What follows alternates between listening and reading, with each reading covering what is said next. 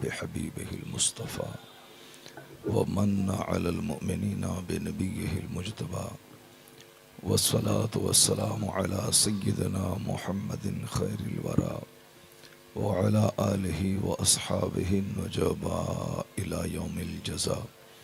अम्मा बअद फ़अऊज़ु बिल्लाहि मिनश शैतानिर रजीम। बिस्मिल्लाहिर रहमानिर रहीम।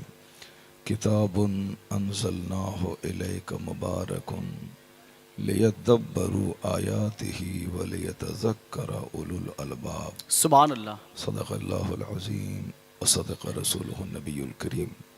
एक बार मोहब्बत से दरूद पाक पढ़ें। अल्लाहुम्मा सल्ली अला सय्यदना व मौलाना मुहम्मदिन मअदनिल जूद वल करम व आलिहि व बारिक व सल्लिम सलातन व सलामन अलैका या रसूलल्लाह। मदारिस इस्लामिया के क़याम का मकसद ही होता है कि तालीम कुरान को आम किया जाए। सुभान अल्लाह। दूसरी जितनी भी ह्यूमैनिटीज़ हैं, जितने भी मज़ामीन हैं, सारे मज़ामीन में हुसूल दुनिया के राज सिखाए जाते हैं। फिज़िक्स, केमिस्ट्री, बायोलॉजी, जो कुछ भी किताबें हैं, उस सब के पढ़ने का मकसद होता है कि इतना इल्म हासिल हो कि मुलाज़मत मिले और 2 रुपए कमाए जाएं और खाए पिए जाएं। फिज़िक्स और केमिस्ट्री में कहीं ये नहीं लिखा हुआ है कि ये करना चाहिए, ये नहीं करना चाहिए, ये जायज़ है, ये नाजायज़ है, ये हराम है, ये हलाल है, कहीं नहीं लिखा हुआ। यही वजह है कि आजकल सारे लोग पढ़ने की वकालत करते हैं कि पढ़िए लिखिए, पढ़िए लिखिए। तो वो किस पढ़ने लिखने की वकालत करते हैं?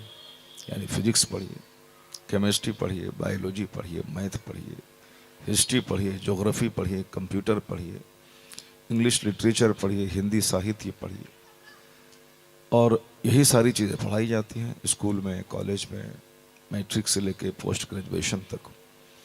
और उन सारी पढ़ाई का एक ही मतलब होता है कि नौकरी मिल जाए और उसके बाद 2-4 पैसे कमाए जाएं, एक छोटा सा घर बना लिया जाए, एक छोटी सी गाड़ी ख़रीद लिया जाए, और फिर रिटायरमेंट के बाद मौत का इंतज़ार किया जाए, उसके बाद मर के कब्रिस्तान चला जाए। जी जी जी, बस यही एक छोटा सा मकसद होता है। सही है। तो इंसान क्यों पैदा हुआ है, इंसान क्यों मर जाता है, अल्लाह इंसान मरने के बाद कहाँ जाता है? इंसान एक अजूबा मखलूक है। ये माँ के शिकम में एक पानी का कतरा रहता है, उसी कतरे से ढांचा तैयार होता है, उसी ढांचे में स्ट्रक्चर, हड्डी का ढांचा, फिर उसमें गोश्त, फिर चमड़े का लिबास पहनाया जाता है, फिर उसको एक अजूबा इंसान बना के जिसमें आँख, ज़बान, कान, एक खरबों नेमतें सर से लेके पाँव तक अल्लाह की हैं। तो इसका काम इतना ही है कि बंदा फिजिक्स पढ़े, केमिस्ट्री पढ़े, 2 पैसे कमाए और मर जाए। आखिर अल्लाह रब्बुल इज़्ज़त ने इतना बड़ा इंसान जो पैदा किया है, आखिर ये इंसान पैदा हुआ क्यों है? इनके पैदा होने का मकसद क्या है? आखिर ये विशाल आसमान बग़ैर खंबे के जो खड़ा है, सिर्फ इसीलिए कि ताकि लोग इस दुनिया में पैदा हों, 2-4 पैसे कमाएं, 2-4 बच्चे पैदा करें, छोटा घर बनाएं और मर जाएं। इसीलिए अल्लाह ने समंदर, नदी, नाले, दुनिया का 75% हिस्सा समंदर पर मुश्तमिल है। सिर्फ पानी है 75%। अगर हमसे ज़्यादा आप जानते होंगे, अगर यकीन नहीं आए तो बम्बई समंदर के किनारे आप चले जाएं, आप देखें कि शहर बम्बई एक छोटा सा स्पॉट, एक दाग नज़र आएगा। इस कदर इतना विशाल समंदर है कि 2-4-10 फीट पानी अगर अल्लाह ताला ऊंचा कर दे तो सारा शहर समंदर की गोद में चला जाएगा। इस तरह से दुनिया में 75% हिस्सा सिर्फ पानी का है, 25 हिस्सा सिर्फ खुश्की का है, और उस खुश्की में सारी दुनिया आबाद है। 200 से ज़ायद ममालिक आबाद हैं। इस वक्त में 1000 करोड़ इंसान दुनिया में आबाद है। अमेरिका से लेके मलेशिया तक एक पूरी दुनिया आबाद है, मगर ये सिर्फ 25% हिस्से पे आबाद है। उस 25% हिस्से में रहने के लिए बस्तियां भी हैं, खेती बाड़ी करने के लिए खेत भी हैं, और फिर ऑक्सीजन के लिए जंगलात भी हैं, ज़मीन को ठहराव देने के लिए पहाड़ भी हैं। ये सारी चीज़ें इसी 25% में हैं।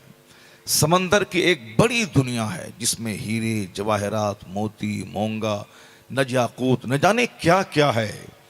वह याकूत जिसकी कीमत खरबों रुपए है वो उसी समंदर में है। वो मोती, मोंगा जो बेशुमार जिसकी कीमत है वो भी उसी समंदर में है।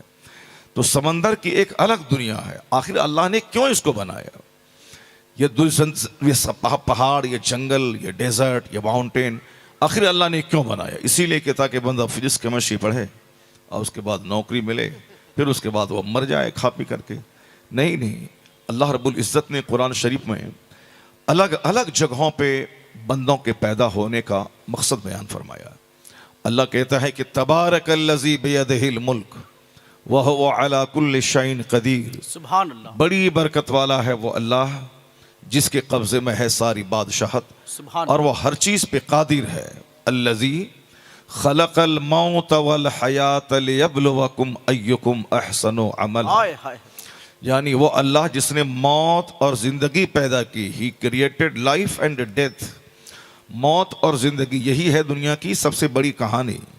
करोड़ों लोग पैदा होते हैं, करोड़ों लोग मर जाते हैं। पैदा होना, मर जाना, यही दुनिया का काम है। तो आखिर अल्लाह ने क्यों जिंदगी और मौत पैदा की?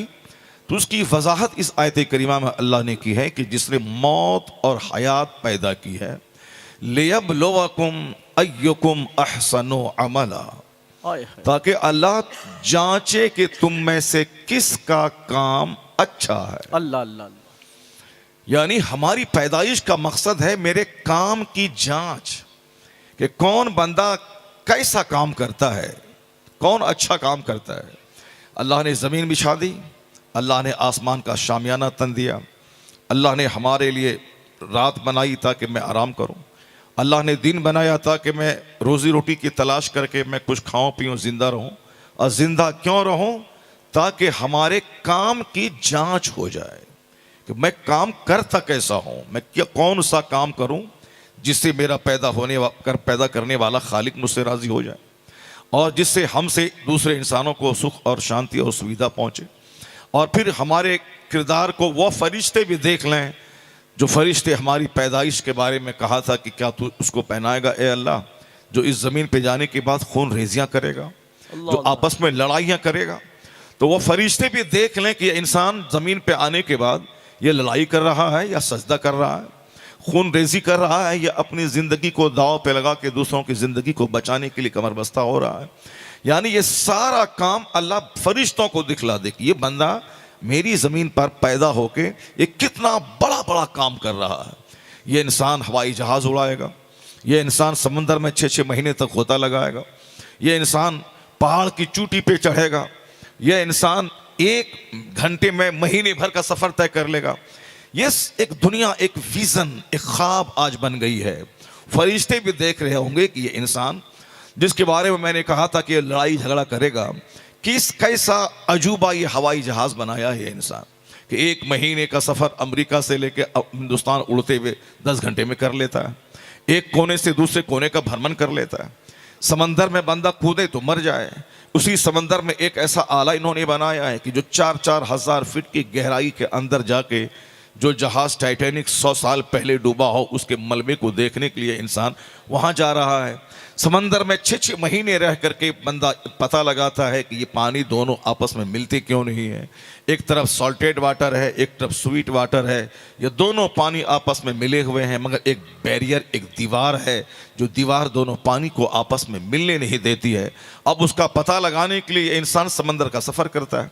समंदरी सफ़र को वॉयज कहते हैं। समंदरी सफ़र करने के बाद अब वहाँ 3-3 महीने अंदर में रहता है, बगैर खाना खाए पिए ऑक्सीजन का सहारा लेकर रहता है और मालूमात जमा करता है कि समंदर क्या है, समंदर के अंदर कितनी मखलूक़ात हैं, उस समंदर में कितनी तहें हैं। एक तह है जिसमें बंदा आंख से देखता है, उसके बाद दूसरी तह है जिसमें सिर्फ डार्कनेस, अंधेरा अंधेरा है, फिर उसके बाद एक तीसरी तह है जिसमें बिल्कुल उजाला है, फिर उसके बाद एक तह है जिसमें बिल्कुल अंधेरा ही अंधेरा है।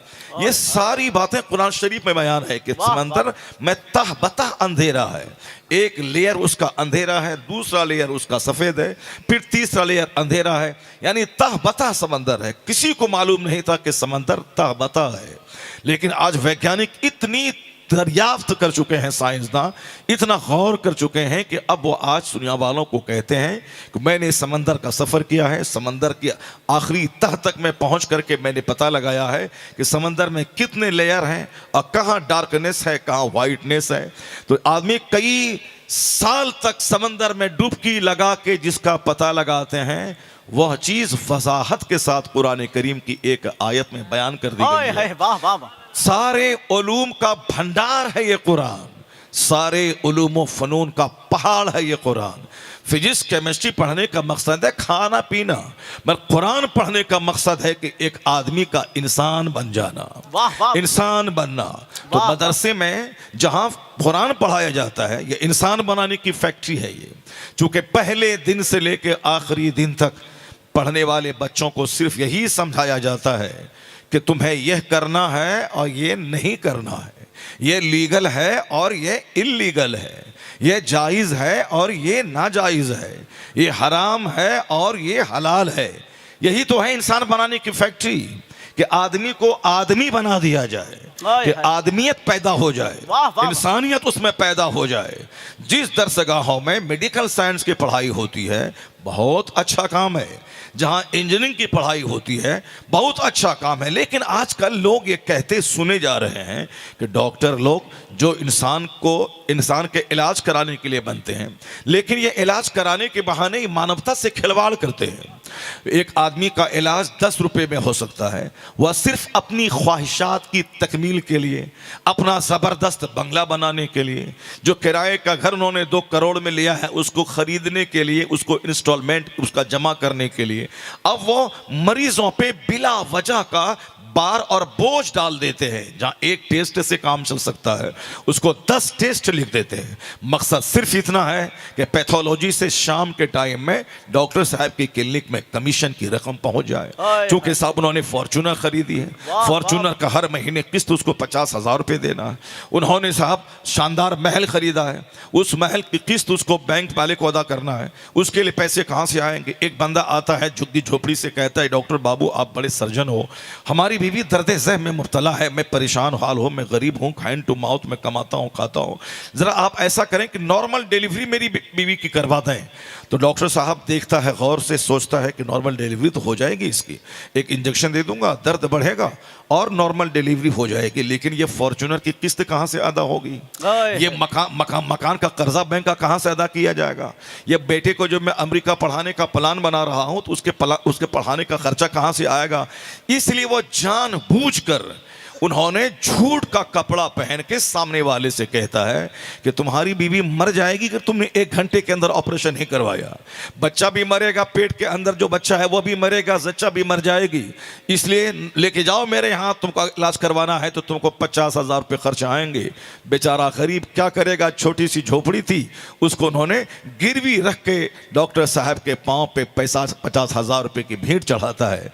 डॉक्टर साहब कैंची चलाता है, एक औरत की जिंदगी भी बर्बाद करता है, जिसको 5 बच्चे होने थे, जो बच्चा आईएएस ऑफिसर बनता, जो बच्चा बहुत बड़ा डॉक्टर बनता, जो बहुत बड़ा फकीह बनता, जो बहुत बड़ा आलिम बनता। लेकिन उस औरत को सिर्फ 2 ही बच्चे पे सीमित कर दिया गया और सारी जिंदगी के लिए उसको तरह तरह की बीमारियों की आमाजगाह उसको बना दिया गया। तो लोग कहते हैं ये डॉक्टर है मगर कसाई है, ये डॉक्टर है, ये इंसान नहीं है, इसको सिर्फ पैसा चाहिए, पैसा के लिए ही ये पढ़ाई किया है और कई करोड़ रुपए रिश्वत देके मेडिकल साइंस की MBBS की डिग्री हासिल किया है। तो अब वो पैसे नहीं कमाएगा तो क्या करेगा?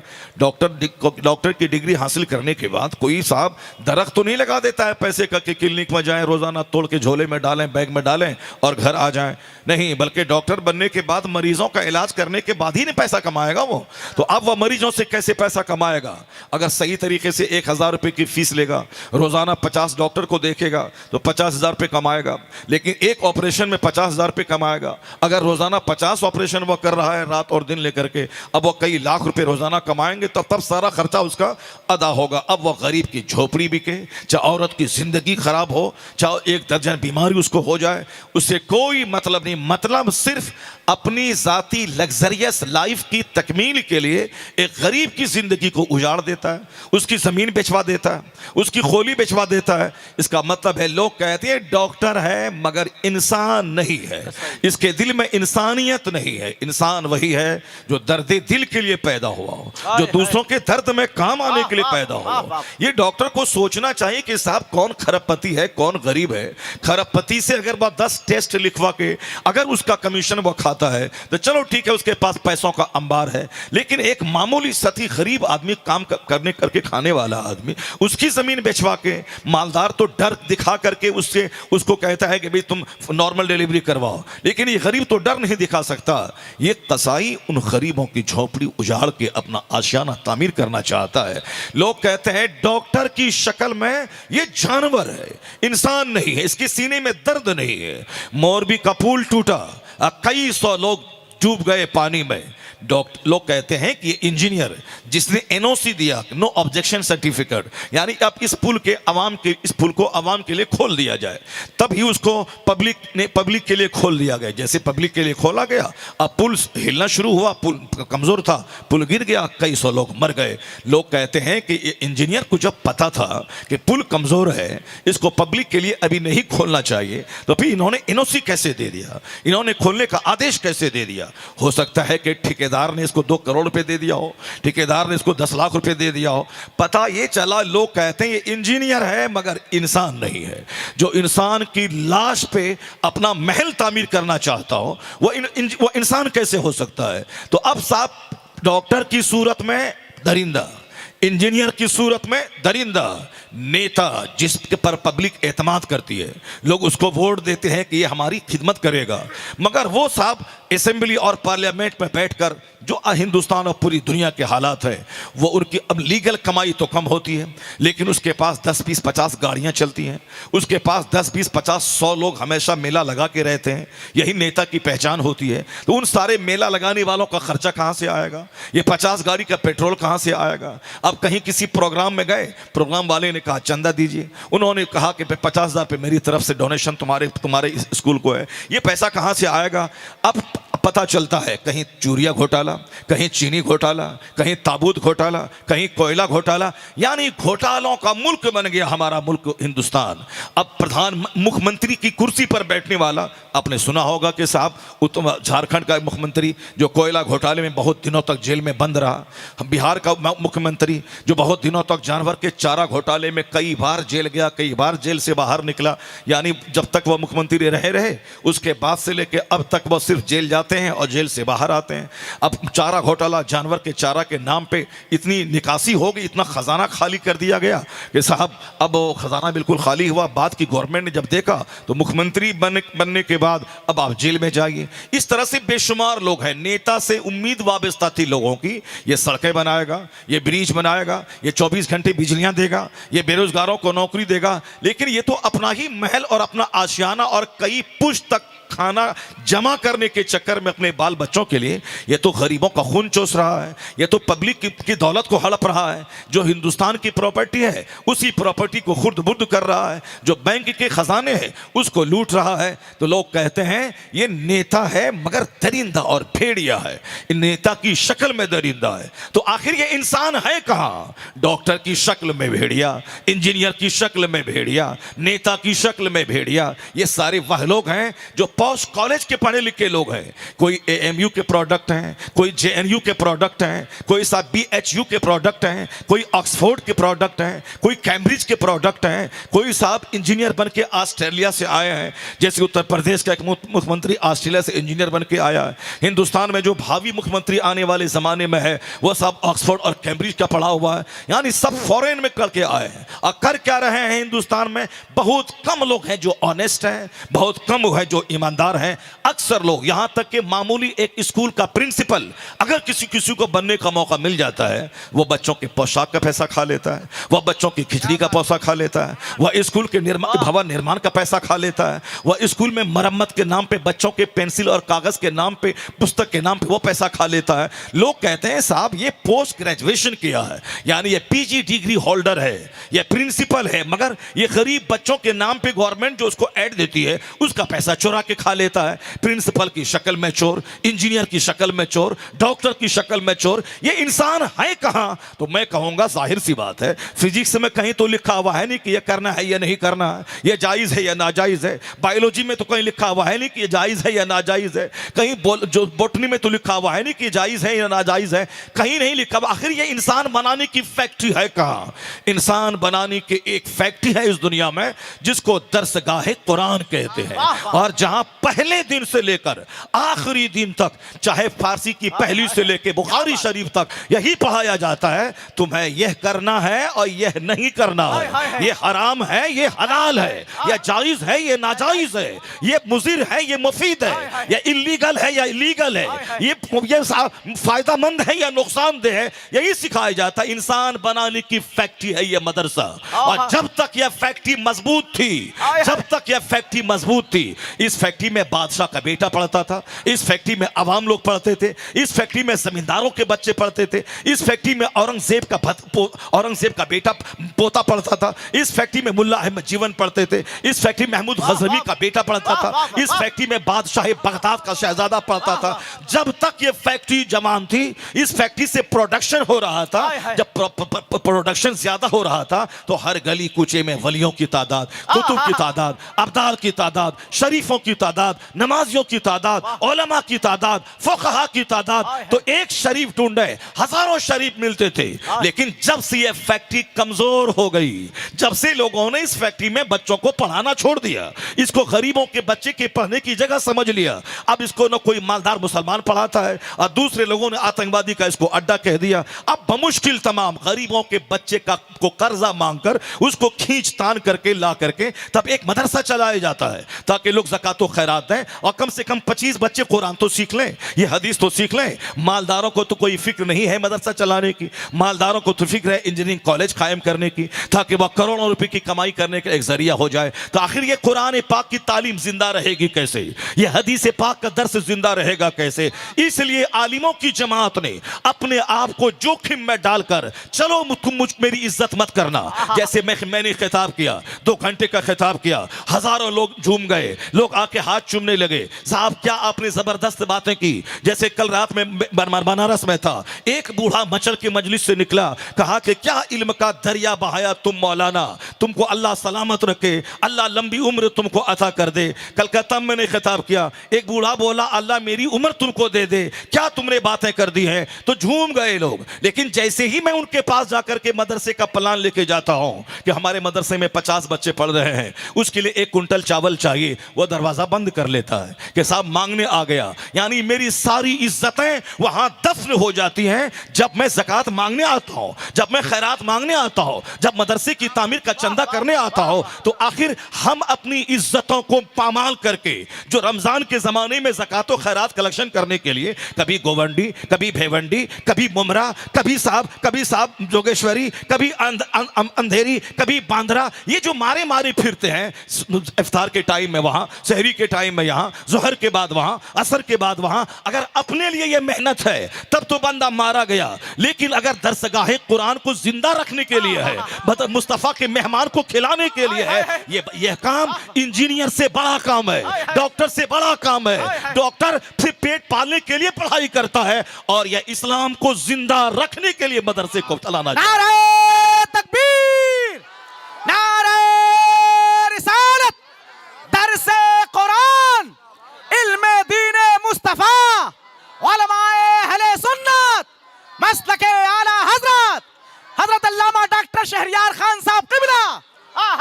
क्या कहने जिसको देखने के बाद अब दरवाजा बंद कर देते हैं, जिसके देखने के बाद आप चाय की दुकान पे चुस्की लगा के जिसके बारे में आप तबसरा करते हैं, बस मौलाना बनने के बाद अब रसीद हाथ में उठाया, अब एक मदरसा खोला, अब 10 आदमी के पास चंदा करेगा और बच्चों के नाम पे खूब कमाएगा खाएगा, जिस पर आप हरामखोरी का इल्जाम लगाते हैं। चलिए 2-4% अगर ऐसा होगा उसकी बात छोड़िए, लेकिन ये लाखों उलमाए कराम जो पैदा हो रहे हैं, ये बड़े बड़े हजारों मदारिस जिसमें कई सौ बच्चे, हजार बच्चे पढ़ते हैं, अगर हमारे मौलाना ये काम छोड़ के दुनियावी काम करने लगे, ये बताएं कि अमजदिया जिंदा कैसे रहेगा, अशरफिया जिंदा कैसे रहेगा, अली मियां जिंदा कैसे रहेगा, मोहम्मदिया जिंदा कैसे रहेगा। ये बड़े बड़े मदारिस जो चल रहे हैं ये उलमाए कराम ही है जो अपनी इज्जत को ताक पे रखकर ये तुमसे कहने आते हैं कि तुम मुझे हाथ मत चूमना मेरा, तुम मुझे सलाम मत करना, मगर जो ज़कात तुझ पर फर्ज है वह मुझको दे दे, जो सदका तुझ पर वाजिब है वह मुझको दे दे, ताकि मैं तुझसे ज़कात लूं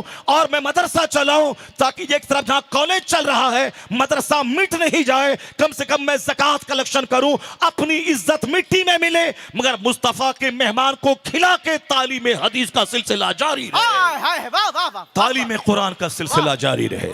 इसे इन उलमाए कराम का पांव चूम लिया जाए, उलमाए कराम की पेशानी को बोसा दिया जाए। ये हमारे माल की ज़कात कलेक्शन करने आए हैं, हमको पाक करने आए हैं और फिर दीन को जिंदा रखने के लिए मदरसा चलाने के लिए मेहनतें कर रहे हैं। ये मदरसा है इंसान बनाने की फैक्ट्री। अगर कोई आतंकवादी का अड्डा कहता है तो मैं गवर्नमेंट से भी कभी कभी कहता हूं कि आप कभी कभी अपने लोगों को मदरसा भेजा कीजिए, वहां चुपके से सिविल लिबास पहना करके वहां दरसगाहों में बैठा दीजिए और वहां की पूरी रिकॉर्डिंग कीजिए आप कि एक ये मौलाना इस घंटी में क्या पढ़ाया। मैं कहता हूं अगर आपने खामोशी के साथ इस तरह से सर्वे कराया तो आपका ये ख्याल बदलना पड़ेगा आपको कि यहां आतंकवादी पैदा होते हैं। जब आप सुनेंगे यहां पढ़ाया जाता है ज़िना करना हराम है, शराब पीना हराम है, झूठ बोलना हराम है, माँ बाप को सताना हराम है, पड़ोसी को तकलीफ देना हराम है, यहाँ मुहज्जब बनिए, इंसान बनिए, पैदा होने का मकसद है अपने खालिक की इबादत कीजिए, अच्छा काम कीजिए और दुनिया से मरने के बाद जन्नत चले जाइए,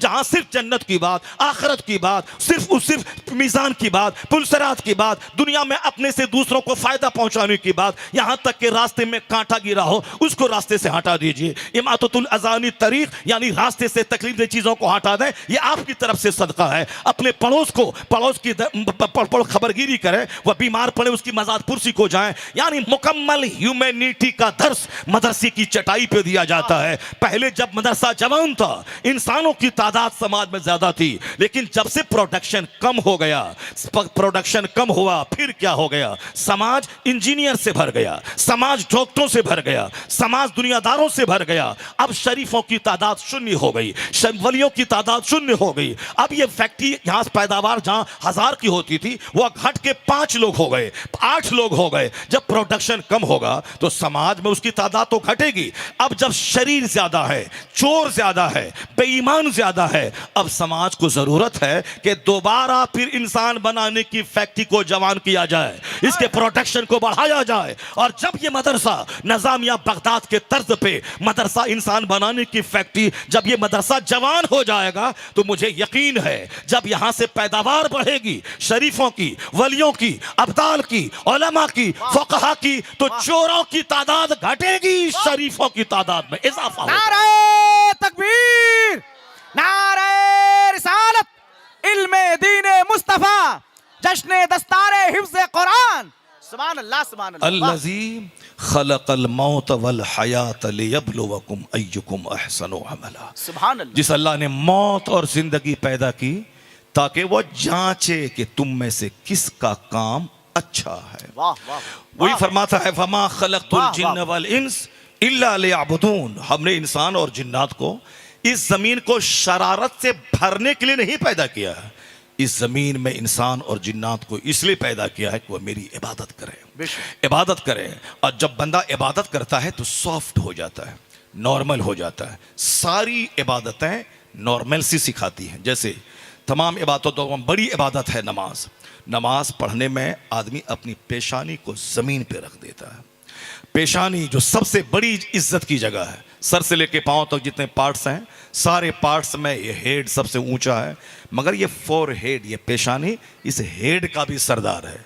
जैसे आप कहते हैं ना कि ये फैक्ट्री में 50-55 लोग हैं और ये सारे ये मैन हैं और ये 4 मैन है, यानी ये 4 मैन ये सबकी निगरानी करेंगे, सबके सरदार है।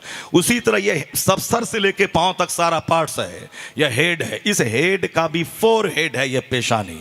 ये पेशानी पूरे जिस्म का सरदार है और नमाज में इसी पेशानी को जमीन पे रख दिया जाता है। सुभान अल्लाह। का मतलब तसलजुल, क्या मतलब? अपनी इंतहाई आजिजी इबादत कहते ही हैं गायत दर्जे की ताजीम और तजल्जुल, आजिजी का इनकिसार का इजहार, गिड़गिड़ाना। तो हालत सजदा में बंदा ये इकरार करता है कि मालिक मैं मोहताज हूं, तू गनी है, हाय हाय। मैं आबिद हूं, तू माबूद है, वाह वाह। मैं साजिद हूं, तू मसजूद है। इलाही मैं फकीर हूं, मैं मोहताज हूं, तू गनी है, मैं कुछ नहीं हूं, तू ही सब कुछ है। सुबहान रब्बियल आला जब बंदा कहता है सजदे में सर रखकर, तो बंदा सजदे में अल्लाह से सबसे ज्यादा करीब होता है। तो सजदे में इंतहाई दर्जे की खाकसारी का इजहार होता है कि अब बंदा कुछ नहीं, जो एक सर था, जो एक पेशानी थी, उसको भी खुदा के नाम कर दिया। हाय हाय, अब वाह। अपना कुछ दिन की फहरिस्त में नाम शामिल करने के लिए नमाजी वो होते हैं जो आजिज़ो खाकसार होते हैं। नमाजी की आंखें आंसुओं से भरी रहती हैं, नमाजी के रोंगटे खड़े होते हैं। तक़शइर्रु मिन्हु जुलूदुल लज़ीना यख़शौना रब्बहुम। ये मुसलमान नमाजी जब कुरान सुनते हैं इनके रोंगटे खड़े हो जाते हैं, इनकी आंखें आंसू बहाने लगती हैं। इसलिए कुरान पाक गम से नाजिल हुआ है। कुरान को सुनते हुए आदमी को या तो रोना चाहिए या रोने जैसी सूरत बनानी चाहिए। तो जो इस सच्चाई को नहीं जानता है, बस वो जैसे टोपी पहन लिया। मैंने रमजान के दिन में देखा, एक बार बेंगलोर में साहब फजर की अजान उधर हो रही है, इधर एक टेम्पो वाला सर पे टोपी पहने हुआ और वह सिगरेट पी रहा है। अगर उसको सिगरेट ही पीना था, अगर वह रोजा नहीं रखता, ये टोपी सर पे क्यों पहने हुआ है? ये टोपी पहनना इसका मतलब है कि वो टोपी पहन किसी को धोखा देने की टोपी पहना होगा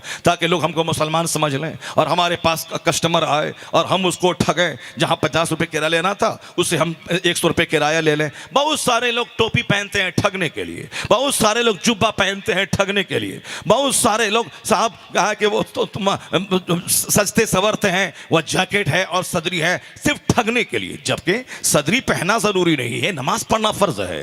दाढ़ी रखना उतना बड़ा फर्ज नहीं है जितना बड़ा फर्ज नमाज पंजगाना है। टोपी पहनना उतना बड़ा फर्ज नहीं है जितना बड़ा फर्ज नमाज पंजगाना है। क़यामत के दिन सबसे पहला सवाल नमाज का होगा। इन्ना अव्वल मा युहासबु बिहिल अब्द यौमल क़यामति सलात। क़यामत के दिन सबसे पहला सवाल नमाज का होगा। और आया है अगर सवाल का जवाब देने में बंदा कामयाब हो गया, फ़क़द अफ़लह अंजहा, वह कामयाब और बामुराद हो गया।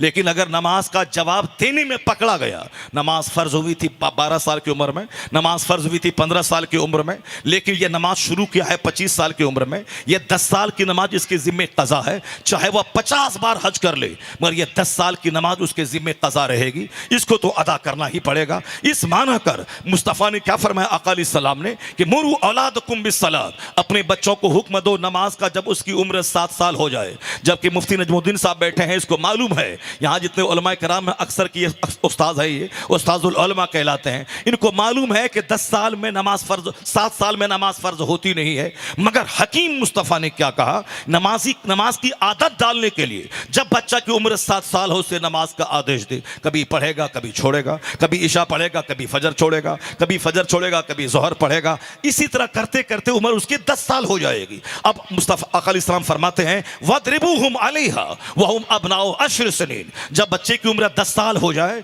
और नमाजी ना बने तो उसको मार के नमाजी बना दो। क्योंकि 7 से लेके 10 के बीच में मारना नहीं है, बस सिर्फ हुक्म दे रहा है कि बेटा अब आपकी उम्र 7 साल हो गई, हम लोग अल्लाह की इबादत के लिए पैदा हुए हैं, इबादत में सबसे बड़ी इबादत नमाज है, इसलिए अब नमाज पढ़िए, 5 चलिए मस्जिद चलिए। तो बच्चा है वो कभी पढ़ेगा कभी छोड़ेगा। अगर 10 साल की उम्र तक नमाज का आदी हो गया तब तुम फबेहा, अगर नहीं तो अब बाप को आदेश है कि मार के नमाजी बनाइए, मार के नमाजी बनाइए। अगर नमाजी जब बन जाए फर्रिकू बैनहुम फिल मताजे, उसका बिस्तर अलग कर दीजिए, बिस्तर अलग कर दीजिए। ये सरकार आका अलैहिस्सलाम की हिकमत थी कि 10 साल के में मार के नमाजी बनाइए और जब बच्चे नमाजी बन जाए तो उसका बिस्तर अलग कर दीजिए। तो बिस्तर अलग करने में हिकमतें आज समझ में आ रही हैं।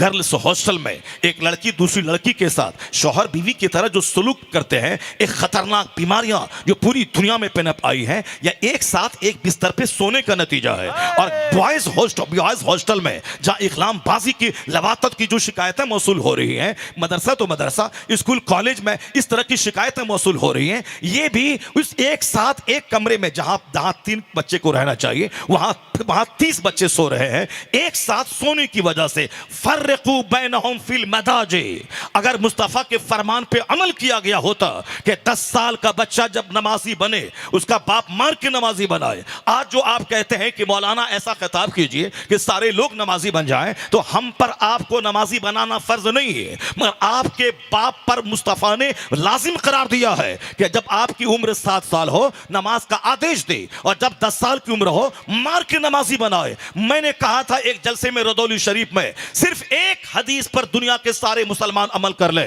सिर्फ इसी हदीस पर 50 घंटे नमाज की फजीलत पे खिताब करने की कोई जरूरत नहीं है, और कोई तहरीक सलात छेड़ने की जरूरत नहीं है। इस पर जोर दिया जाए कि हर मुसलमान 1000 नहीं सिर्फ इसी एक हदीस पर अमल कर ले कंपलसरीली, कि जब बच्चा 7 साल को हो नमाज का आदेश दे बाप, और जब बच्चा 10 साल का हो जाए बाप मार के नमाजी बना दे। अगर इस एक हदीस पर अमल हुआ, पूरी दुनिया में 11 साल का कोई बच्चा नहीं मिलेगा जो बेनमाजी हो। हाय, हाय। वाह, वाह, पूरी वाह। दुनिया में वाह, वाह, 11 वाह। साल का कोई बच्चा नहीं मिलेगा, चाहे लड़की हो या लड़का, वो बेनमाजी हो जाए। जिस तरह से बच्चा पैदा होने के बाद बच्चा को पता चलता है कि मेरा दूध कहाँ है, मेरी खुराक कहाँ है, बच्चा अपनी खुराक को पहचान लेता है। और जब बच्चा चाहे 2 साल का हो या 4 साल का हो, उस बच्चे को मालूम है कि मैं नहीं खाऊं तो मैं मर जाऊंगा, इसीलिए वो बच्चा, अकल उसके पास नहीं है मगर खाने की अक्ल है। उसी तरह इस्लाम ये चाहता है कि बच्चों की गुट्ठी में नमाज को इस तरह पिला दिया जाए ताकि बच्चा जान ले, जिस तरह जिंदा रहने के लिए खाना जरूरी है उसी तरह मुसलमान बने रहने के लिए नमाज पंजगाना वाह, जरूरी वाह, है। वाह। नारे तकबीर, नारे रिसालत, फरमाने मुस्तफा, सुभान अल्लाह, सुभान अल्लाह। हाय, और हाय। ये आका ने फरमाया मन तरका सलात मुतअम्मदन फकत कफर, जिसने जानबूझ के नमाज को छोड़ दिया कुफ्र किया। भले ही फुक़हा कराम कहते हैं कि कुफ्र के करीब पहुंच गया, कानूनन उस पर कुफ्र का फतवा नहीं लगेगा, लेकिन फरमाने नबवी का तेवर कितना खतरनाक है कि फकत कफर, उसने कुफ्र किया। और एक दूसरी हदीस मुस्लिम शरीफ की आया है, बैनल अब्द वल कुफ्र तर्कुस सलात, एक मोमिन और काफिर के दरमियान जो चीज़ फ़र्क पैदा करती है वो तर्क नमाज है।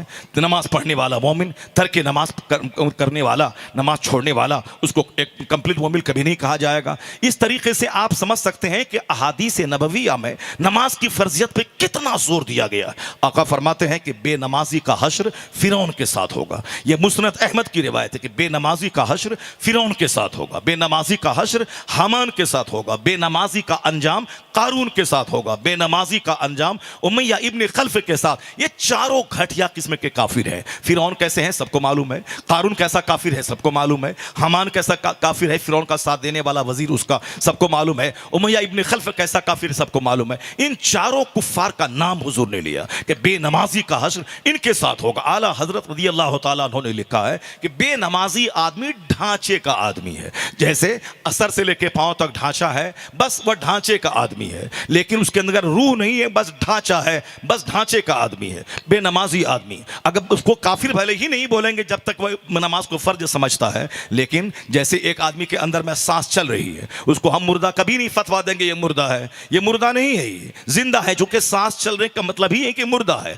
हाथ टच करें, सांस चल रही है, ये जिंदा है, कोई नहीं बोलेगा मुर्दा। लेकिन अगर उसके दोनों हाथ सड़े हुए हैं और दोनों पांव सड़े हुए हैं, दोनों आंख उसकी सड़ी हुई है और उसकी जबान वो सड़ी हुई है, उसके कान सड़े हुए हैं, यानी ना आंख है ना जबान है, ना हाथ है ना पांव है, तो ऐसी जिंदगी मुर्दों से बदतर जिंदगी है। ऐसी जिंदगी समाज के लिए बोझ है। ये उसी तरह भले ही कानून कलमा पढ़ते हैं आप नमाज रोज़े हज व ज़कात को फर्ज समझते हैं, लेकिन आपको नहीं फतवा लगेगा कि आप काफिर हैं, आप फराइज को फराइज मानते हैं। लेकिन वो भी कोई मुसलमान है जिसमें नमाज का हाथ पाँव ना हो, जिसमें रोज़े की आंख रोज़े की जबान ना हो, बस एक ढांचे का मुसलमान है। आला हजरत लिखते हैं वो अभी बेनमाजी वही नहीं जो आदतन नमाज ना पढ़ता हो, जो एक वक्त की नमाज जानबूझकर छोड़ दे, बैठा है रहा बैठा नमाज छोड़ दिया, वो आदमी भी बेनमाजी ही है। जो एक वक्त की नमाज भी बैठे बैठे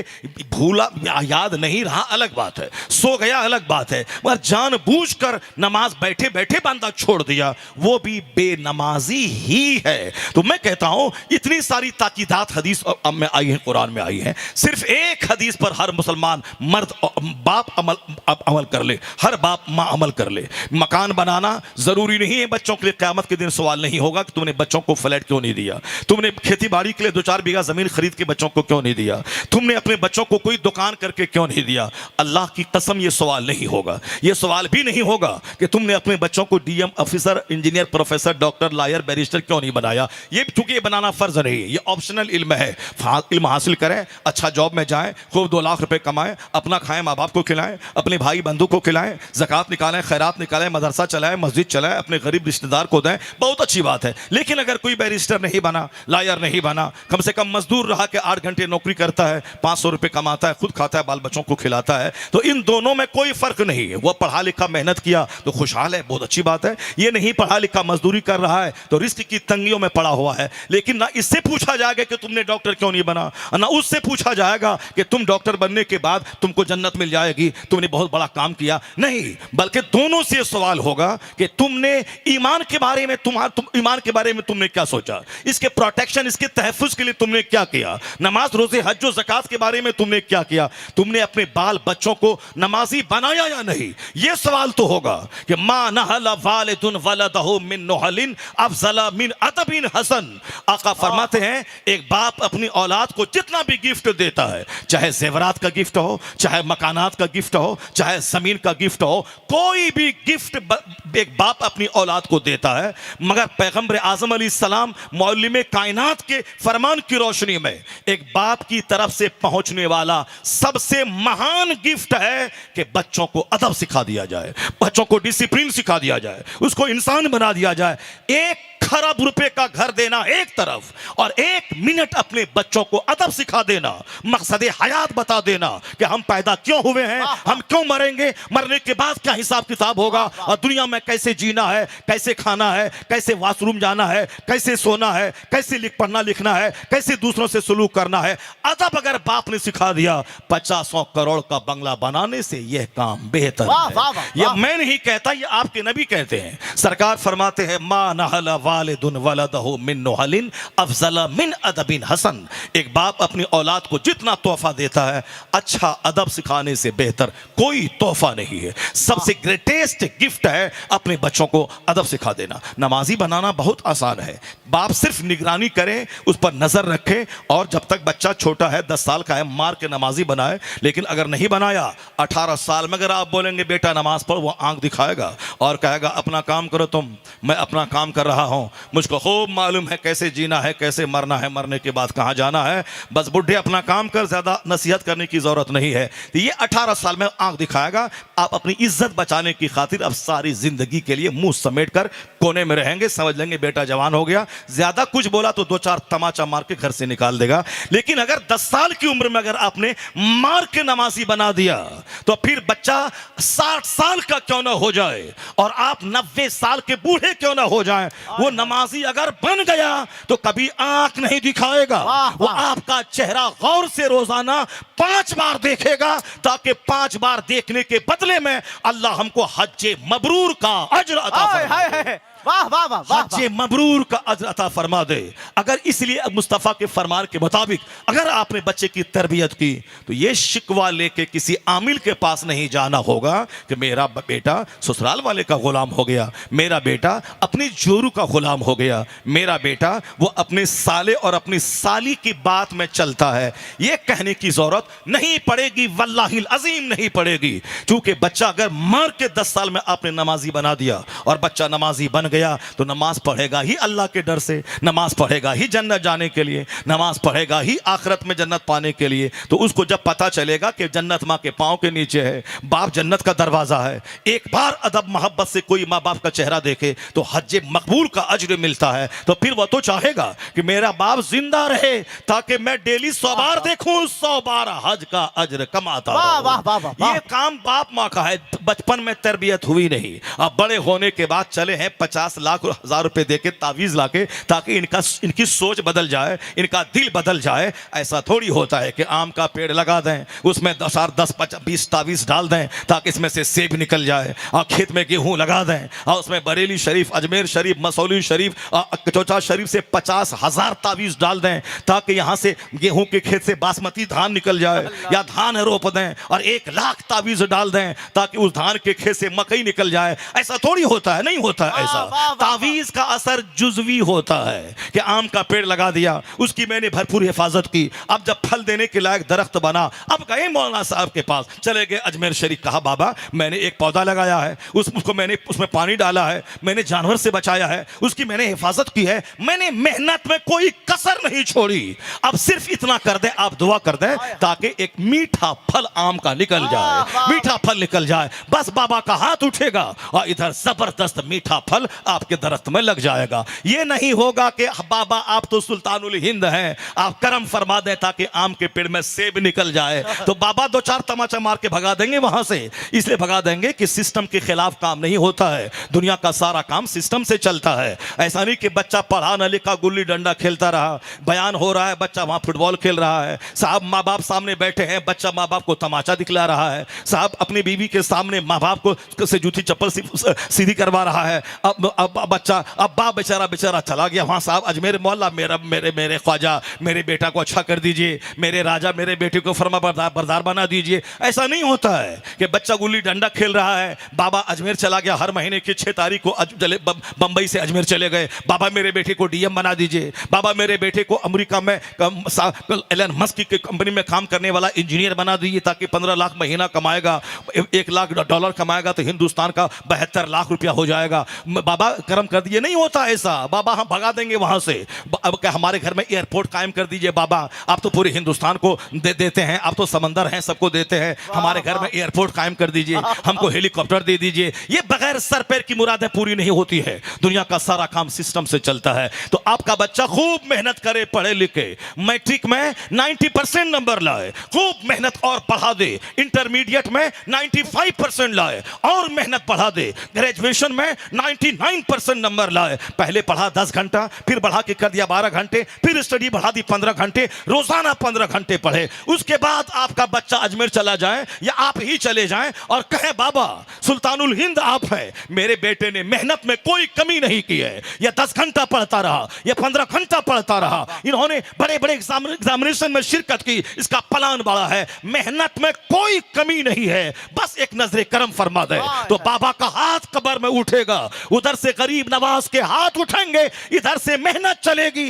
उधर से उनकी दुआ चलेगी, कामयाबी आसमान से जमीन पे उतर नारे तकबीर, कामयाबी कदम चूमेगी। यही है दुनिया का सिस्टम, यही है दुनिया का नियम। यहाँ अचानक नहीं होता है कि उस्ताद का पैर दबाएं, उस्ताद का खैनी लटा के दे दें, उस्ताद का पान लगा के दे दें, उस्ताद को गुटखा फाड़ के दे दें, उस्ताद को रोजाना आधा घंटा पैर में मालिश कर दें और हम खतीब बन जाएं, हम फकीह बन जाएं, हम शेखुल हदीस बन जाएं, हम राइटर बन जाएं। नहीं होता ऐसा। होता यही है कि 10 घंटे किताब पढ़े, स्टडी करे, 5 किताबें दर्स की और 25 किताबें एक्स्ट्रा खारजी पढ़े, स्टडी करें और 10 मिनट के लिए उस्ताद के सामने आकर उनका पांव दबा दे, सर में तेल लगा दे। उधर 10 घंटे की मेहनत चलेगी और इधर आधा घंटा पांव दबाने की दुआ चलेगी। फिर क्या होगा? मंजिले मकसूद पर बंदा पहुंचता नजर आएगा, कामयाबी कदम चूमेगी।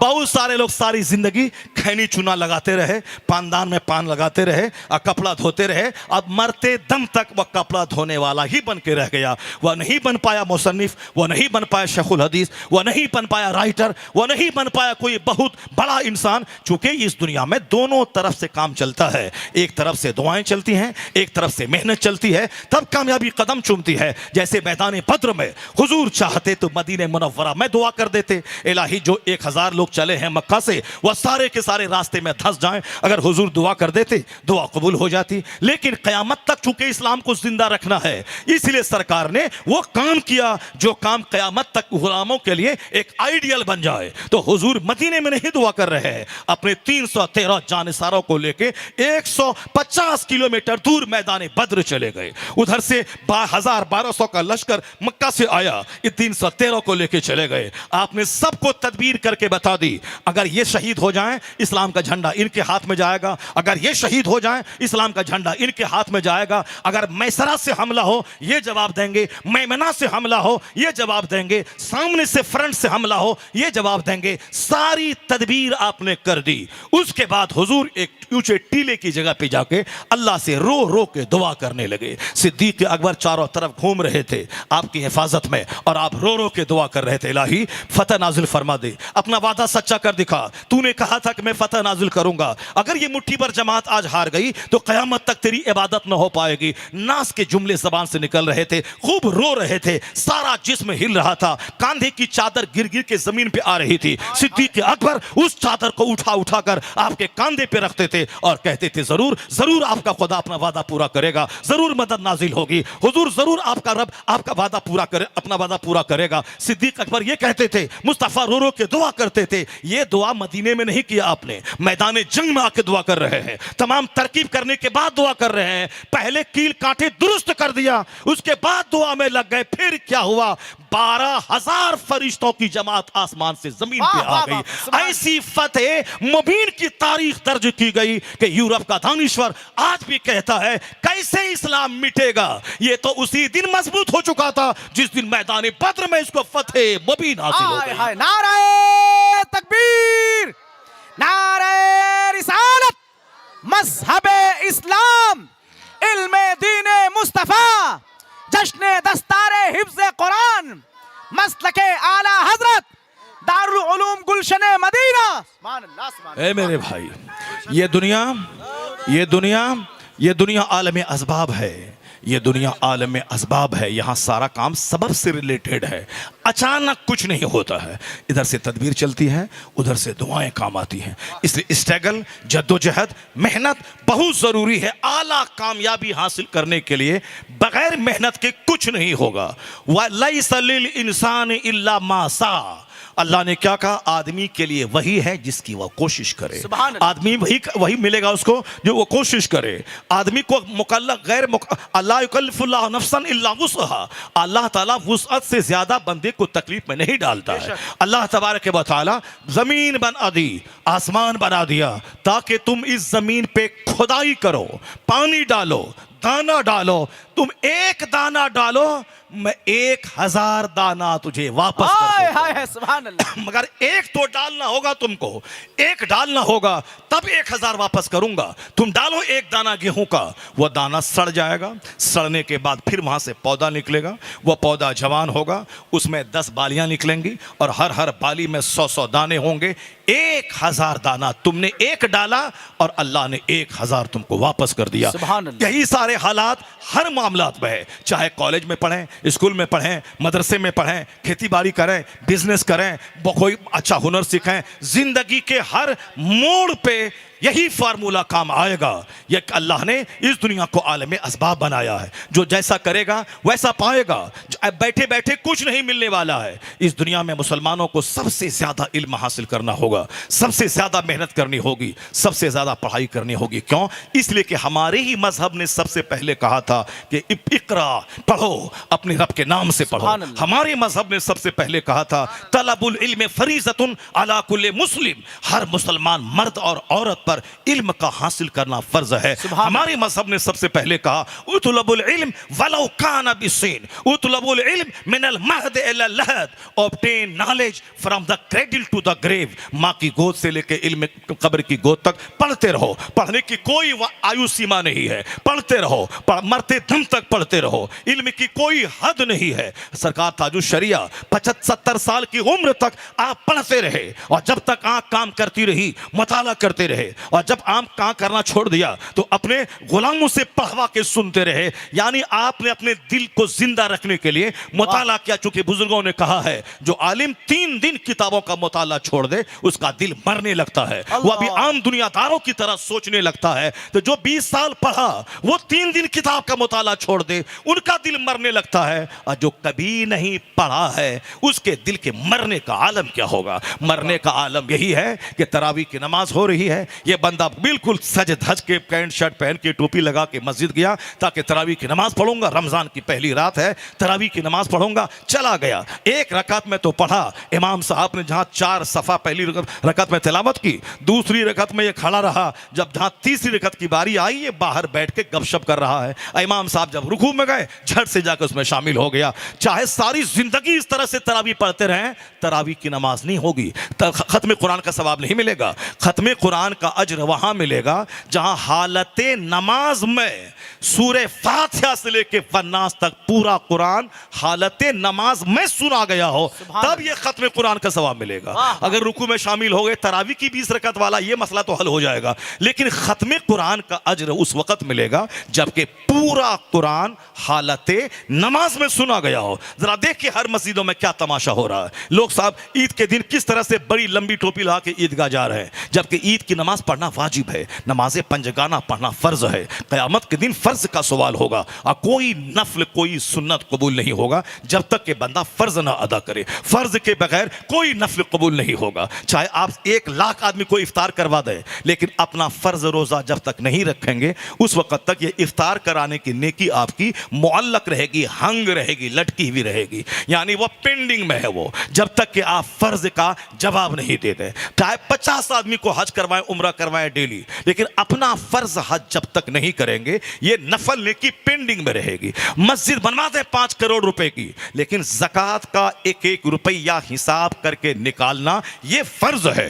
अगर ज़कात का 100 रुपया आपके जिम्मे फर्ज है तो जब तक ये नहीं अदा करेंगे 100 करोड़ की मस्जिद तामीर कर दें, वह फर्ज नहीं है, वह नफल है। यह नफल हंग रहेगा मुअल्लक पेंडिंग में जब तक कि ज़कात जो फर्ज है आप पर यह अदा ना हो जाए। जब बंदा इसको सीखना जरूरी है, अगला रोजा उस वक्त तक कज़ा ना होगा, अदा ना होगा जब तक कि पिछला कज़ा रोजा रमजान का वो अदा ना कर ले। और एक रोजा जानबूझकर रमजान का कोई बंदा छोड़ता है तो उसके बदले में 60 रोजा तो है, लेकिन सारी जिंदगी उसके बदले में रोजा रख ले फिर भी उस एक रोजे की तरह नहीं होगा। इसलिए माह रमजान में बिल्कुल इबादतों का महीना, कारोबार कम हो जाए, कारोबार बिल्कुल कम हो जाए, लेकिन रोजा ना छूटे। चाहे शुगर हाई लेवल का हो, अल्लाह से मदद मांगे, अल्लाह से तौफीक मांगे, और फिर रात भर वो जगा हुआ रहे, रात भर थोड़ा थोड़ा खाना खाता रहे, पानी पीता रहे, सेहरी कटा आखिरी टाइम होने से पहले पहले वह जबरदस्त अच्छे ढंग से पानी पी ले,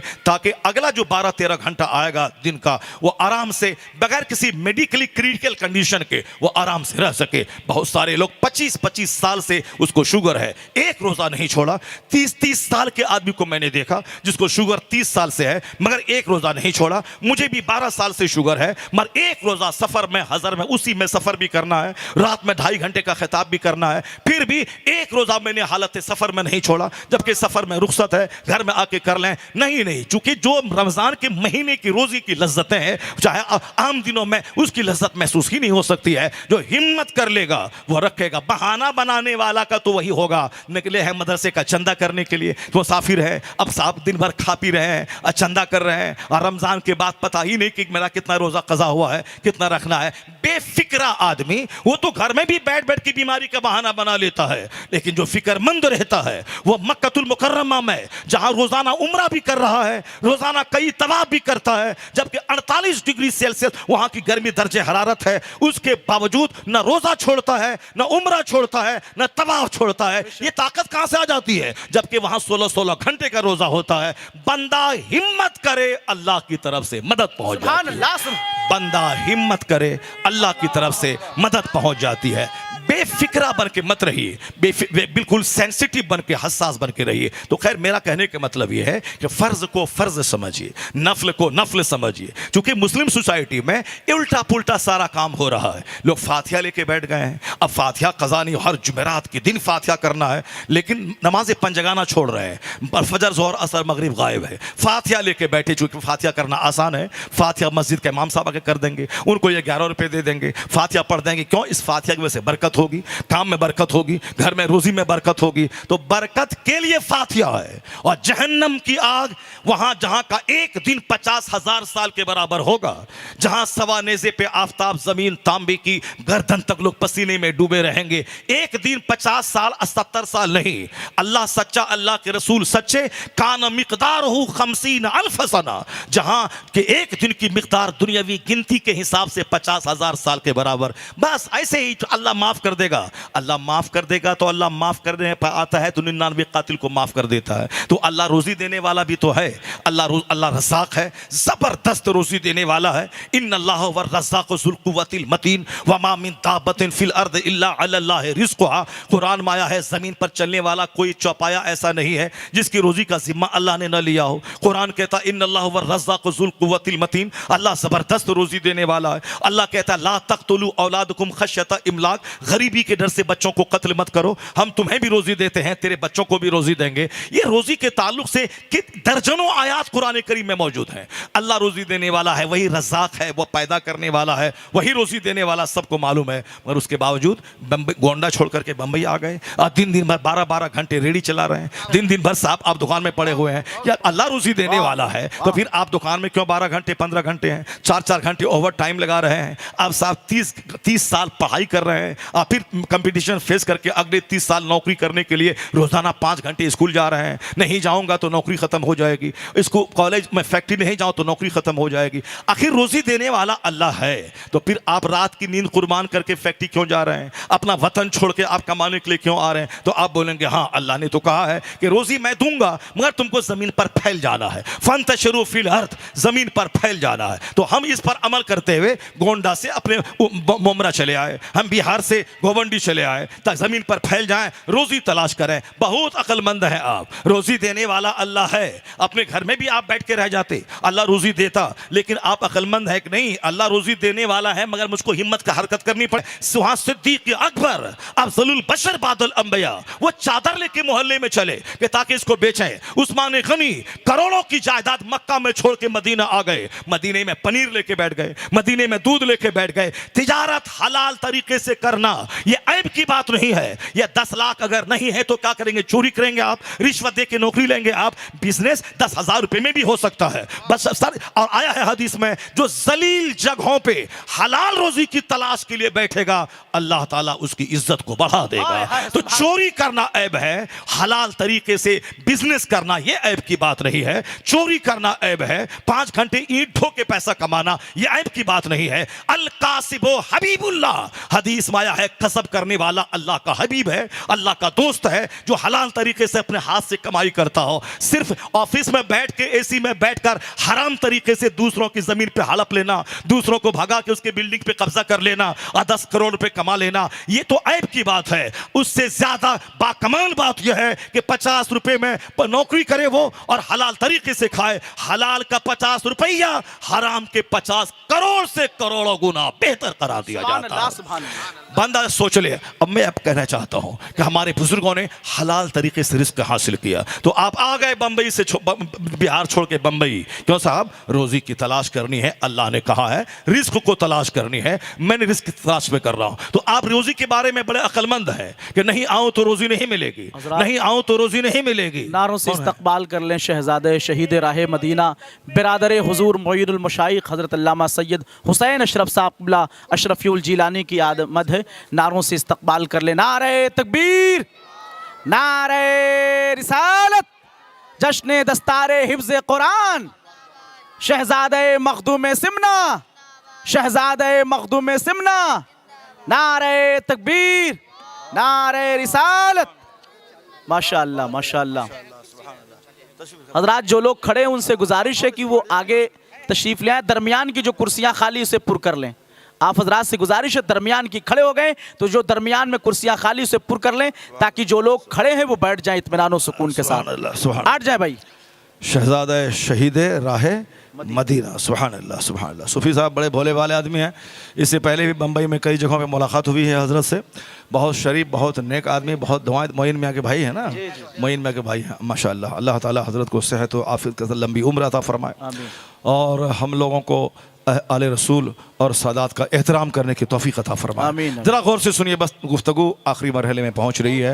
हालांकि मैंने आप तक मैंने अपने बच्चों को दीन सिखाने की कोशिश की है और आपको भी मैं दीन सिखाने की कोशिश कर रहा हूँ। चूँकि लोग बताशा लेके बैठ गए हैं, कोई लोबान लेके बैठ गए हैं, कोई अगरबत्ती लेके बैठ गए हैं, कोई बाप साहब मज़ार के चादर लेके बैठ गए। तो जाहिर सी बात है, जो चादर लेके बैठेगा वो मुजाविर बनेगा, जो लोबान लेके बैठेगा वो मुजाविर बनेगा। लेकिन जो हदीस और कुरान लेके बैठेगा फिर वो मुहद्दिस बनेगा, फ़कीह बनेगा, वो आलिम बाअमल बनेगा। जो फिजिक्स, केमिस्ट्री, बायोलॉजी लेके बैठेगा वो बैरिस्टर बनेगा, साइंटिस्ट बनेगा, लायर बनेगा। और जो लोबान लेके बैठेगा तो वो लोबान धुआं देने वाला, सुलगाने वाला, वो मुजाविर बन जाएगा। और ये मुजाविर आला हजरत के बारे में गलत सलत बकेगा। तुम मुजाविर आदमी हो, तुम धुआं सुलगाओ, धुआं सुलगा के 2 पैसा कमाओ। और आला हजरत के बारे में क्यों बकवास कर रहा है? आला हजरत का बेटा धुआं नहीं देता है, आला हजरत का बेटा चादर नहीं बेचता है, आला हजरत का बेटा फूल नहीं बेचता है। आला हजरत ने 1000 किताबें लिखकर इस्लाम बचाया है, सुन्नियत बचाया है। उनका बेटा भी फतवा लिखता है,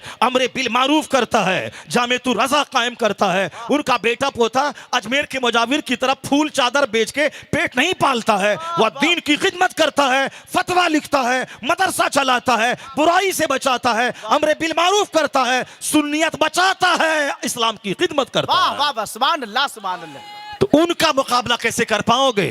लोबान लेके बैठे हो तो लोबान सुलगाओ, अगरबत्ती सुलगाओ, चादर चढ़ाओ और कब्र की बाप की चादर बेच करके खाओ, बाप की कब्र का फूल बेच के खाओ। जो नहीं लिखेगा, नहीं पढ़ेगा, वो तो बाप की चादर बेच के खाएगा। मैंने कहा था बरेली शरीफ में एक तकरीर में, आजकल हर खानकाहों में जो लड़ाई झगड़ा है कि मेरा बाप इंतकाल कर गया, हम उनका छोटा बेटा, मेरा बाप मुझको बहुत प्यार करता था, मुझको खिलाफ गद्दी नशीनी मिल जाए, हम सज्जादा नशी बन जाए ताकि बाप का जो 1 लाख मुरीद है उनके यहाँ दौरा होता रहेगा, बस 2-4 रुपए आते रहेंगे, आराम से एसी में बैठकर काम चलता रहेगा। अब 4 बेटे हैं, चारों बेटे गद्दी नशीनी की लड़ाई कर रहे हैं और चारों कोर्ट कचहरी जा रहे हैं कि नहीं हम बड़ा लड़का हैं, बाप बोला था कि हम गद्दी नशी रहेंगे। अभी बंबई में एक मोहल्ले में शौहर मर गया, अब उसकी बीवी शौहर को छोड़ के दूसरे के साथ भाग गई थी, लेकिन जब शौहर अभी मरा है तो वो शौहर की गद्दी पे रूम में जाके बैठ गई है, वो रूम से निकल ही नहीं रही है। वो करी नहीं हमारे शौहर की गद्दी है, हम इसके मालिक हैं, क्योंकि वहाँ पैसा कौड़ी है। बस पैसा कौड़ी के चलते आदमी बाप बैठ जाता है। मैंने कहा ये जो हर खानकाहों में लड़ाई है, केस मुकदमा है, उसके हल की एक सूरत है, सूरत एक है हल की, वो यही है कि खानका नाम है किसका। जैसे मदरसा नाम है कुरान हदीस की तालीम देने का, उसी तरह खान का नाम है वहाँ सीने का जंग छुड़ाने का। खानकाहों में लोग आते हैं, वहाँ का कई दिन रोज़ा रखते हैं, वहाँ कई सौ रकअत नमाज नफल पहले पढ़ते थे, बादशाह अपनी बादशाह छोड़ के आते थे, जौ की रोटी खाते थे, रात भर जागते थे, सीने का घमंड और सीने का सारा जंग, सारा गुरूर मिटाते थे। इस कदर कम खाते, कम बोलते, कम सोते थे कि दुबला पतला लोग हो जाते थे। जितने बुजुर्गान दीन है वह सब के सब दुबला पतला थे, क्योंकि जो ज़्यादा खाएगा पेट में चर्बी ज़्यादा बढ़ेगी, जब पेट में चर्बी बढ़ेगी तो फिर बदन हाथ फूल जाएगा उसका, जब फूलेगा तो नमाज पढ़ना मुश्किल है, रोज़ा रखना मुश्किल है। इसीलिए मुसलमान हल्का फुल्का रहे, कम खाए, कम बोले, कम सोए। उसी की ट्रेनिंग माह रमज़ान में होती है। माह रमज़ान में बंदा कम लोगों से मिलना कम कर दे, बोलना कम कर दे, ताकि झूठ न बोले, फजूल गोई न करे, गीबत न करे, तमाम बातें कम कर दे, सिर्फ सच्ची और अच्छी ज़रूरी बात करे। और खाना तो दिन भर छोड़ देना है और फिर ज़्यादा तिलावत कुरान करना है। 1 महीना लोगों से मिलना जुलना छोड़ दीजिए, 1 महीना सिर्फ कुरान से अपना रब्त कायम कर लीजिए, तो दिन का रोज़ा और रात की तिलावत इतना ज़बरदस्त आदमी बना देगी कि साल के 11 महीने फैज़ान कुरान से मालामाल होते रहेंगे। आपका अखलाक बुलंद हो जाएगा, आपका कैरेक्टर बुलंद हो जाएगा। मगर अफसोस तो यह है कि रमज़ान में लोगों का खाना पहले से बढ़ जाता है। पहले तो आदमी खाते हैं 3 टाइम, चलो दुकान में थे, आ गए 12 बजे बिस्किट और चाय पी के गया, वहाँ से आए शाम में 5 बजे थोड़ा खाया, फिर रात में आए 12-1 बजे खाना खाया। मगर रमज़ान में इफ्तारी कंपलसरीली करना है। इफ्तार के टाइम में 50 आइटम, सहरी साहब तरावी के बाद 50 आइटम, फिर सहरी में खाए दबा के, यानी खाते रहे। तो रमज़ान में और ज़्यादा लोग खाते हैं और रमज़ान सोने का महीना बना देते हैं। पहले तो तो फजर के बाद उठा, काम में लग गए, अब तो जोहर तक सोते रहे। अब जोहर के बाद उठे, फिर इफ्तारी की तैयारी में लग गए, इफ्तार के बाद सहरी खाया, सहरी इफ्तार के बाद तरावी पढ़ी, फिर उसके बाद खाने और गप करने में लग गए। इतने में सहरी का टाइम हो गया। यानी रमजान का महीना गप करने का महीना, मोबाइल चलाने का महीना और उसके बाद ज्यादा खाने का महीना। जबकि रमजान ट्रेनिंग देता है कम खाना, कम बोलना, कम सोना। तो रमजान में कुरान पाक सिफात क़यामत के दिन सिफारिश करेगा, इलाही मैंने इसको रात में सोने से रोका है। रमजान को रोज़ा बोलेगा, इलाही मैंने इसको दिन में खाने पीने और ख्वाहिशात से रोका है। फ़योशफ़ान, इन दोनों की शफात अल्लाह कबूल फरमा लेगा। तो माह रमज़ान में ट्रेनिंग कीजिए कम बोली। मैंने कहा था कि बस सिर्फ खानका का जो काम है वो वसीयत कर दे पीर साहब कि मेरा गद्दी नशी वह होगा जो साल में 5 दिन जिसमें रोज़ा रखना हराम है, जैसे ईद का दिन, बकरीद का दिन और फिर 3 दिन उसके बाद, तो उन 5 दिनों के अलावा मेरा जो गद्दी नशी होगा वो अक्सर रोज़ा रखेगा। महीने में कम से कम 15 रोज़ा वो रखेगा। रोज़ा रखने से ख्वाहिशात मरती हैं, नफ्स टूटता है, ख्वाहिशात आदमी की घटती हैं। औरतों को देखने, ज़्यादा फजूल बात करने, आँख से टेलीविज़न देखने, यानी गुनाहों की चाहत घट जाती है। रोज़ा रखने की वजह से बंदा जब निढाल हो जाता है। तो हर पीर साहब ऐसे ही करते थे जो पुराने ज़माने के पीर होते थे। 40-40 साल तक इशा के वजू से फजर पढ़ते थे और महीने में अक्सर रोज़े रखते थे। आका अलैहिस्सलाम भी शाबान में के महीने में सबसे ज़्यादा रोज़ा रखते थे रमज़ान की तैयारी में, ताकि शाबान में रोज़े इतने रखें रमज़ान के इस्तकबाल में कि रमज़ान का रोज़े से पहले रोज़े की तैयारी हो जाए। तो चुनांचे हर पीर वसीयत कर दे कि मेरा जो भी गद्दी नशी होगा महीने में कम से कम 20 रोज़ा रखेगा, रोज़ाना 50 रकात नमाज नफल पढ़ेगा, कम से कम 3 दिन में एक खत्म कुरान करेगा। सिर्फ ये 3 वसीयत कर दे, मैं दावे के साथ कह सकता हूं ये तमाम केस मुकदमा सब खत्म हो जाएगा और कोई गद्दी नशी बनने के लिए आगे नहीं बढ़ेगा, बल्कि सब यही कहेगा कि मेरा छोटा भाई तुम ही गद्दी नशी बन जाओ। छोटा बोलेगा बड़े भाई से कि तुम ही गद्दी नशी बन जाओ। कौन हर महीने में 20 रोजा रखेगा? कौन रोजाना रात को 100 रकात नमाज नफल पढ़ेगा? और कौन हर महीने में रोजा रखेगा 20? और कौन तहज्जुद इशराक चास्त अव्वाबीन पढ़ेगा? कौन करेगा ऐसा काम? कौन हर 3 दिन में खत्म कुरान करेगा? ये शर्त रख दी जाए, सारा मुकदमा खत्म हो जाएगा और फिर गद्दी नशीनी की जंग खत्म हो जाएगी। फिर क्या होगा? जो गद्दी नशी बनेगा वो ऐसा करीम इंसान बनेगा, हाथ उठाने से पहले निगाहें डाल दे तो बंदे का बिगड़ा हुआ काम बन जाएगा। वाह वाह सुभान अल्लाह। बंदे का बिगड़ा हुआ काम बन जाएगा। यहाँ तो पीर साहब के अंदर तो कुछ नहीं है, खाली खोली है। असी वो धौंस देता है। एक पीर है बिहार शरीफ, बिहार में, वो बोलता है एक बैल दे दो वरना तुम्हारी गाय मर जाएगी। उर्स में गाय दे दो, उर्स में बैल दे दो, उर्स में चंदा दो वरना तुम्हारी सारी भैंस मर जाएगी। यानी ये डरा डरा के जाहिलों को उल्लू बना के उससे चंदा लेता है। अभी कल एक बंदा बोल रहा था, एक पीर साहब कह रहे थे तुम हमको नहीं पहचानता है, हम कौन है? छोटा मोटा मौलवी हम नहीं, वरना बद्दुआ कर देंगे, तुम्हारी सारी नस्ल बर्बाद हो जाएगी, तुम्हारा सारा खानदान बर्बाद कर दूंगा। क्या फालतू की बात है? ये सारी बातें वो लोग बोलते हैं जो खाली खोली लोग होते हैं। कोई बोलता है तुम्हारा भैंस मर जाएगा, कोई बोलता है तेरे घर में आग लग जाएगी, कोई बोलता है तुम्हारा बाल बच्चा मर जाएगा। ये सब झूठे किस्म के लोग हैं। जबकि पीर वो होता है जिनको गालियां दी जाएं तो वो हिदायत की दुआ करता है। पीर का मतलब नाइबे रसूल वो होता है।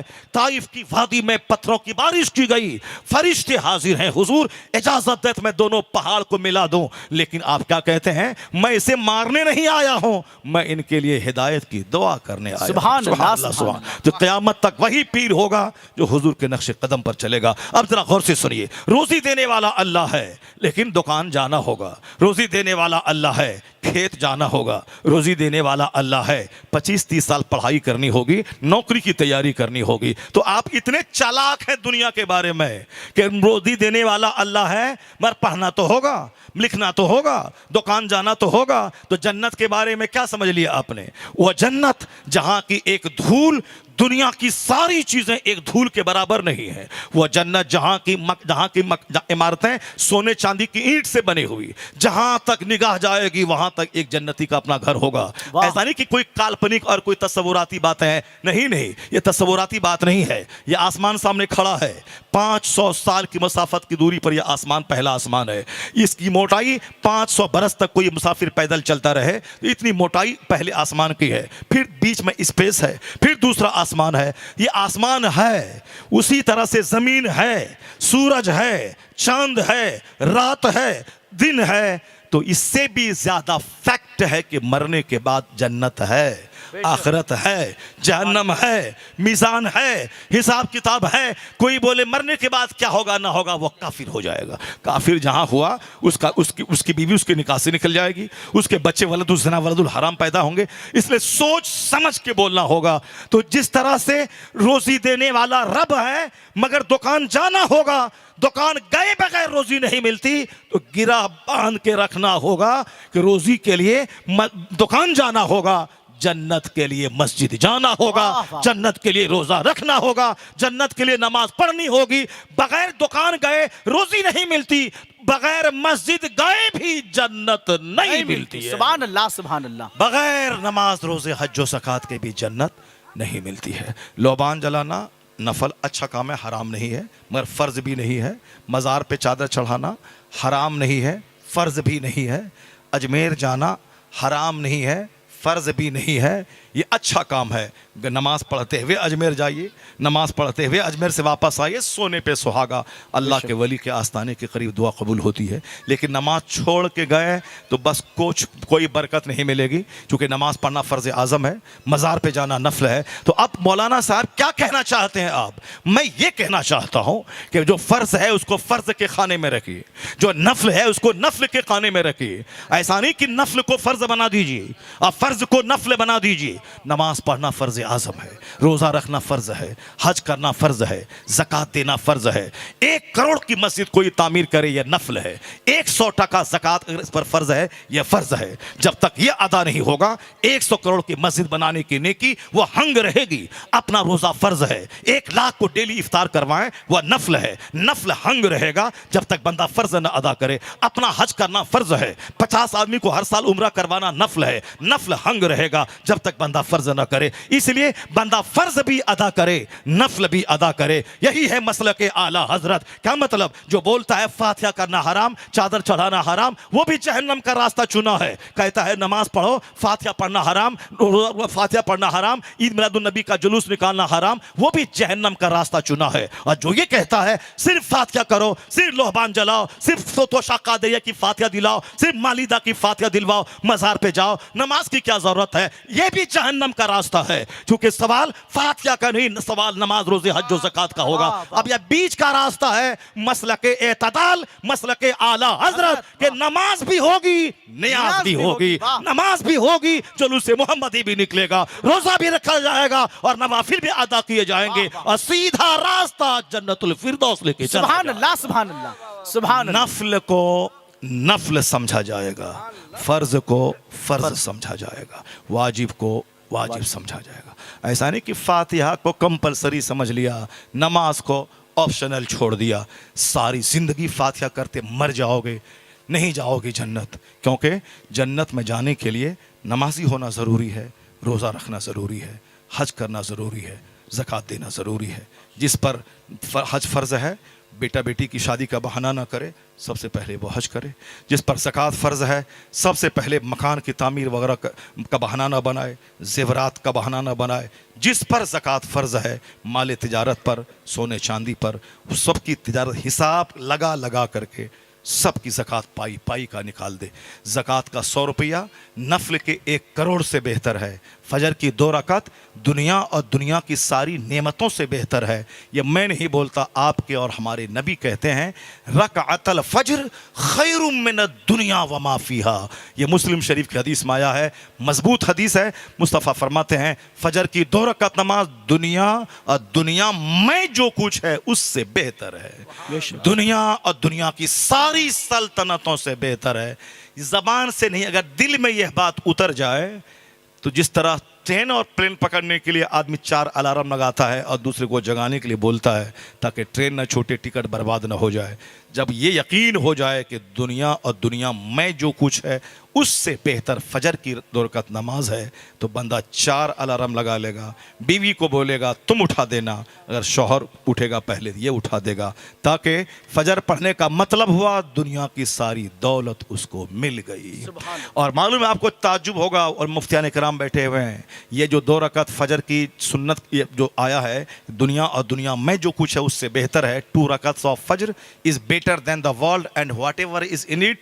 दुनिया और दुनिया में जो कुछ है उससे बेहतर है। ये फर्ज की बात नहीं है, ये फजर की 2 रकात सुन्नत की ये फजीलत है।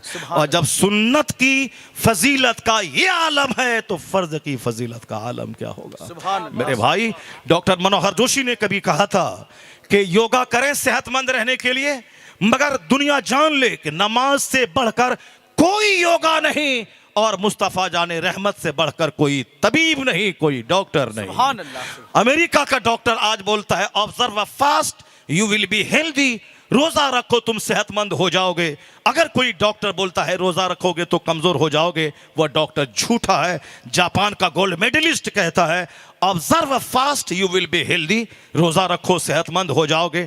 उत्तराखंड का रामदेव जी कहते हैं observe fast you will be healthy. Holland का पादरी कहता है observe fast you will be healthy. यानी ये पादरी, ये योगा मास्टर, ये बड़े बड़े डॉक्टर, बड़े बड़े वैज्ञानिक कहते हैं पेट में जो कैंसर का कीड़ा हो जाता है 12-16 घंटे लगातार 30 दिन तक भूखा रहने की वजह से वो सारे कीड़े या तो मर जाते हैं या दब जाते हैं। इसलिए दूसरी कौम के मुकाबले में कौम मुस्लिम में पेट का कैंसर का रेशियो कम है, चूंकि ये साल में 1 महीना कंपलसरीली 30 दिन रोजा रखते हैं। वो कहते हैं रोजा सेहत की जमानत है। तो दुनिया के दानिश्वर वैज्ञानिक आज कहते हैं कुर्बान नबी रहमत पर 1400 साल पहले कहा था कि रोजेदारों को बाबे रैयान से दाखिला होगा, रोजेदार के मुंह की बदबू कस्तूरी से ज्यादा खुशबूदार है। ये सारी बातें अपनी जगह, मगर सेहत के ताल्लुक से मुस्तफा ने कहा सूमू तसहु, रोजा रखो सेहतमंद हो जाओगे।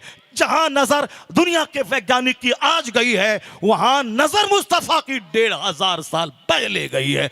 इसलिए आला हजरत ने कहा कोई प्रोफेसर बड़ा नहीं, कोई थिंकर बड़ा नहीं, कोई वैज्ञानिक बड़ा नहीं, सबसे आला व औला हमारा नबी, सबसे बाला व वाला हमारा नबी, सारे ऊंचों में ऊंचा समझिए जिसे, है उस ऊंचे से ऊंचा हमारा नबी, सारे अच्छों में अच्छा समझिए जिसे, है उस अच्छे से अच्छा हमारा नबी।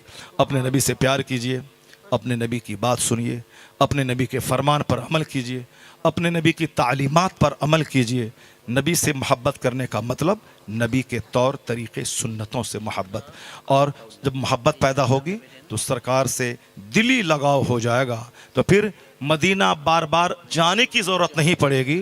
अपने घर में आप रहेंगे, यहां से मदीने का रुख करेंगे तो मदीने का दीदार हो जाएगा। सुभान अल्लाह। रमज़ान में उम्रा पे उम्रा बार बार ठोकने की ज़रूरत नहीं पड़ेगी, बल्कि 50 उम्रा जो भी करें नफल है, मगर एक मुसलमान मुश्किल में जो पड़ा है उसकी मुश्किल आसान कर देना 10 साल के एतकाफ से ज़्यादा सवाब है उसमें।